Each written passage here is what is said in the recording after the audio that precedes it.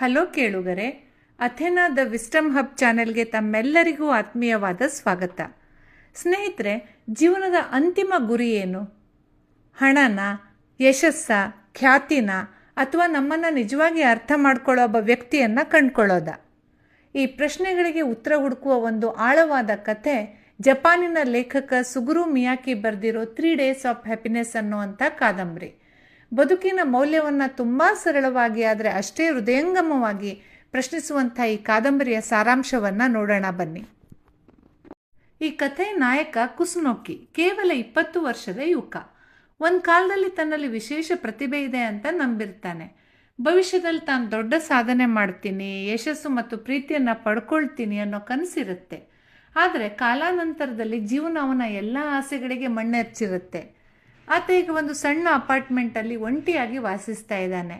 ಅವನಿಗೆ ಆಪ್ತ ಸ್ನೇಹಿತರಿಲ್ಲ, ಕುಟುಂಬದ ಬೆಂಬಲ ಇಲ್ಲ ಮತ್ತು ತಿನ್ನೋದಕ್ಕೆ ಅನ್ನನೂ ಕೂಡ ಇಲ್ಲದೆ ಇರುವಷ್ಟು ಬಡತನ ಆವರಿಸಿದೆ.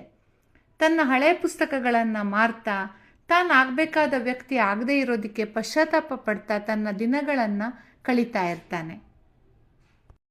ಬದುಕೋದಕ್ಕೆ ದಾರಿ ಕಾಣದೆ ಕುಸುನೋಕಿ ರಸ್ತೆಗಳಲ್ಲಿ ಅಲ್ದಾಡ್ತಾ ಇದ್ದಾಗ ಮನುಷ್ಯರು ತಮ್ಮ ಆಯುಷ್ಯವನ್ನು ಹಣಕ್ಕಾಗಿ ಮಾರಬಹುದು ಅನ್ನುವಂಥ ಒಂದು ವಿಚಿತ್ರ ಅಂಗಡಿಯ ಬಗ್ಗೆ ಅವನಿಗೆ ಗೊತ್ತಾಗುತ್ತೆ.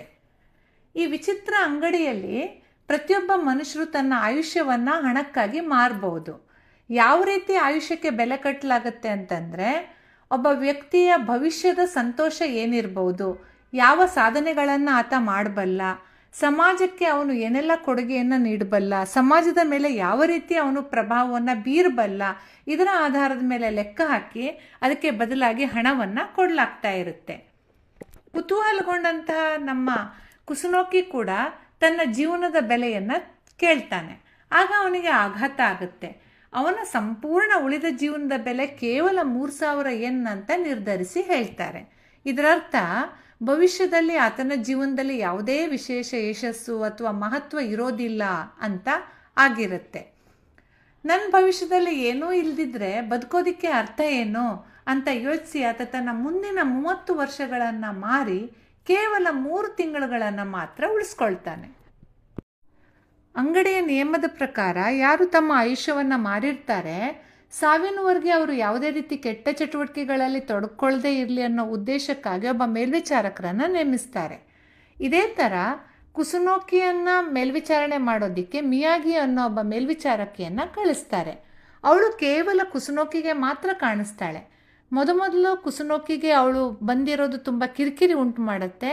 ಆದರೆ ನಿಧಾನವಾಗಿ ಕುಸುನೋಕಿ ಅವಳ ಒಂದು ಸಾಂಗತ್ಯವನ್ನು ಇಷ್ಟಪಡೋದಕ್ಕೆ ಆರಂಭಿಸ್ತಾನೆ. ಸಾವಿಗೆ ಕೇವಲ 3 ತಿಂಗಳು ಬಾಕಿ ಇದ್ದಾಗ ಜೀವನದ ಬಗ್ಗೆ ಕುಸುನೋಕಿಯ ದೃಷ್ಟಿಕೋನ ಬದಲಾಗುತ್ತೆ. ಸೂರ್ಯನ ಕಿರಣ, ಆಹಾರದ ರುಚಿ, ಮಳೆಯ ಶಬ್ದ, ಈ ಥರ ಚಿಕ್ಕ ಚಿಕ್ಕ ವಿಷಯಗಳು ಕೂಡ ಅವನಿಗೆ ಅಮೂಲ್ಯವಾಗಿ ಕಾಣಿಸೋದಕ್ಕೆ ಆರಂಭ ಆಗುತ್ತೆ. ತನ್ನ ಬಾಲ್ಯದ ಗೆಳತಿ ಹಿಮೋನೋಳನ್ನು ಭೇಟಿ ಮಾಡಿ ಬರೋದಕ್ಕೆ ಹೋದಾಗ ಅವನಿಗೆ ಅರ್ಥ ಆಗುತ್ತೆ, ತನ್ನ ಜೀವನದಲ್ಲಿ ತಾನು ಎದುರಿಸ್ತಾ ಇರೋ ವೈಫಲ್ಯಗಳಿಗೆ ವಿಧಿಯಲ್ಲ, ಬದಲಾಗಿ ಆ ಜೀವನವನ್ನು ಎದುರಿಸಿ ತನಗೆ ಬೇಕಾದ ಕನಸುಗಳನ್ನು ಸಾಕಾರ ಮಾಡಿಕೊಳ್ಳೋ ಧೈರ್ಯ ತನ್ನಲ್ಲಿ ಇಲ್ಲದೆ ಇದ್ದಿದ್ದೇ ಕಾರಣ ಅನ್ನುವಂತಹ ಸತ್ಯ ಅವನಿಗೆ ಅರಿವಾಗುತ್ತೆ. ದಿನ ಕಳೀತಾ ಹೋದಾಗೆ ಮಿಯಾಗಿ ಮತ್ತು ಕುಸುನೋಕಿ ಮಧ್ಯೆ ಒಂದು ಸುಂದರವಾದ ಬಾಂಧವ್ಯ ಬೆಳೆಯುತ್ತೆ. ಮಿಯಾಗಿ ಕೂಡ ತನ್ನ ತಾಯಿ ಸಾಲವನ್ನು ತೀರಿಸೋದಕ್ಕೆ ಈ ಕೆಲಸ ಮಾಡ್ತಾ ಇದ್ದಾಳೆ ಅನ್ನೋದು ಕುಸುನೋಕಿಗೆ ತಿಳಿಯುತ್ತೆ. ಅವರು ಜೀವನದ ಚಿಕ್ಕ ಚಿಕ್ಕ ಕ್ಷಣಗಳಲ್ಲಿ ಸಂತೋಷವನ್ನು ಹುಡ್ಕೋದಿಕ್ಕೆ ಶುರು ಮಾಡ್ತಾರೆ.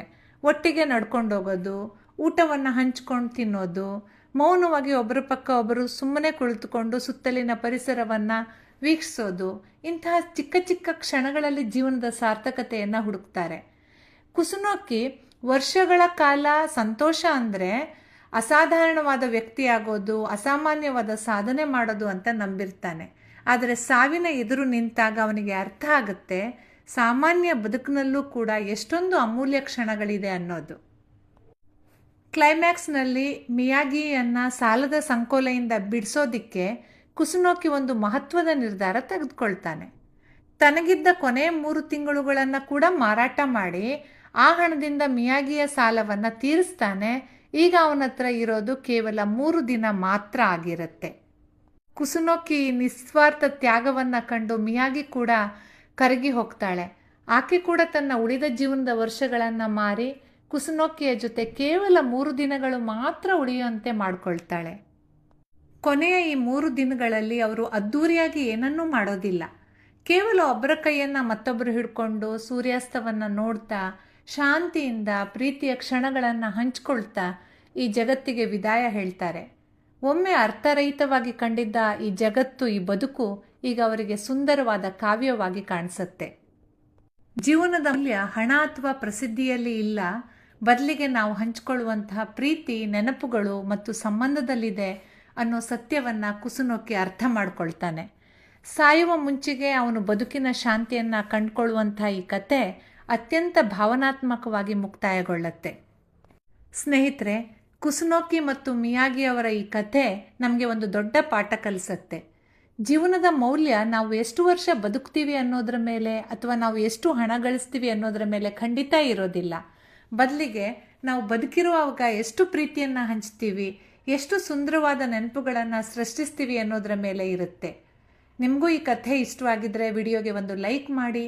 ಜೀವನದ ಬಗ್ಗೆ ನಿಮ್ಮ ಅನಿಸಿಕೆ ಏನು ಅನ್ನೋದನ್ನು ಕಮೆಂಟ್ ಬಾಕ್ಸಲ್ಲಿ ತಿಳಿಸಿ. ಸಾಹಿತ್ಯ ಮತ್ತು ಜೀವನದ ಆಳವಾದ ವಿಚಾರಗಳನ್ನು ತಿಳಿಯೋದಕ್ಕೆ ಅಥೆನಾ ದ ವಿಸ್ಡಮ್ ಹಬ್ ಚಾನೆಲ್ನ ಈಗಲೇ ಸಬ್ಸ್ಕ್ರೈಬ್ ಆಗಿ. ಮತ್ತೊಂದು ಅದ್ಭುತ ಕಥೆಯೊಂದಿಗೆ ಮತ್ತೆ ಸಿಗೋಣ. ಅಲ್ಲಿಯವರೆಗೂ ನಮಸ್ಕಾರ.